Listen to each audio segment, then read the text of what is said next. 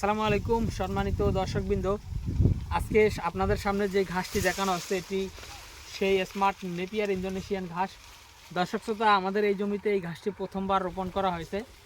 আপনারা দেখতে পাচ্ছেন যে প্রথমবার রোপণ করার পরে কি পরিমাণ ফলন হয়েছে। আর এখন যেহেতু শীতকাল চলছে, আপনারা যারা খামারি তারা আসলে জানেন যে শীতকালে সব ধরনের ঘাসেরই ফলন কম হয় বা প্রোডাকশন কম হয়।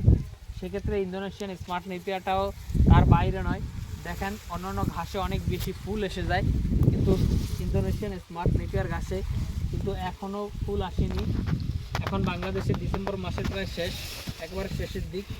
তারপরেও বাংলাদেশে মূলত শীত থাকেই ডিসেম্বর এবং জানুয়ারিতে, 2 মাস মূলত শীত বেশি থাকে। তারপরে আপনার জানুয়ারি কিংবা ফেব্রুয়ারিতে কিন্তু বা মার্চ মাস আসলে কিন্তু শীত একেবারেই কমে যায়। কিন্তু এখন যেহেতু শীতের বড়া মৌসুম, তারপরেও কিন্তু এই স্মার্ট নেপিয়ার গাছটিতে ফুল আসেনি। দর্শক, এই ঘাসে তেমন ফুল আসে না। এটাতে মূলত যেটা হয়, আপনারা দেখতেছেন যে এই ঘাসগুলো পাতাগুলো চিকন হয়ে গিয়েছে। বর্ষাকালে কিংবা গ্রীষ্মকালে এই স্মার্ট নেপিয়ার ঘাস অনেক মোটা থাকে, কিংবা এই ঘাসের পাতাও মোটা থাকে। কিন্তু শীতকালে দেখেন পাতাগুলি কিছুটা চিকন হয়ে গিয়েছে, তবে ফলনের কোনো কিন্তু কমতি নেই। দেখেন, প্রচুর ফলন কিন্তু হয়েছে এই ঘাসে।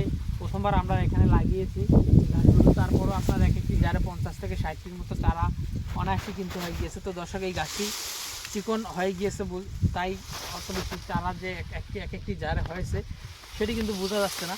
তবে ঘাস যে হয়েছে সেটা কিন্তু আপনারা দেখতেছেন, চিকন হোক আর মোটা হোক। আর শীতকালে ঘাস চিকন হয়, এটাই কিন্তু স্বাভাবিক। সব ধরনের ঘাসই কিন্তু শীতকালে চিকন হয়ে থাকে। তো দর্শক শ্রোতা, আপনারা যে কোনো ঘাসের কাটিংয়ের জন্য, শুধু আমি স্মার্ট নেপিয়ার ঘাসের কাটিংয়ের জন্য বলছি না, যে কোনো ঘাসের কাটিংয়ের জন্য আমাদের স্ক্রিনে দেওয়া নম্বরে আমাদের সাথে যোগাযোগ করলে আমাদের কাছে বর্তমানে 8 জাতের ঘাসের কাটিং রয়েছে। স্মার্ট নেপিয়ার, জারা, তারপর আপনার elephant hybrid, Taiwan hybrid, Guatemala hybrid এবং পানিতে চাষ হয় জার্মান হোয়াইট, তারপর সবুজ পাকসন, লাল পাকসন, এগুলো রয়েছে।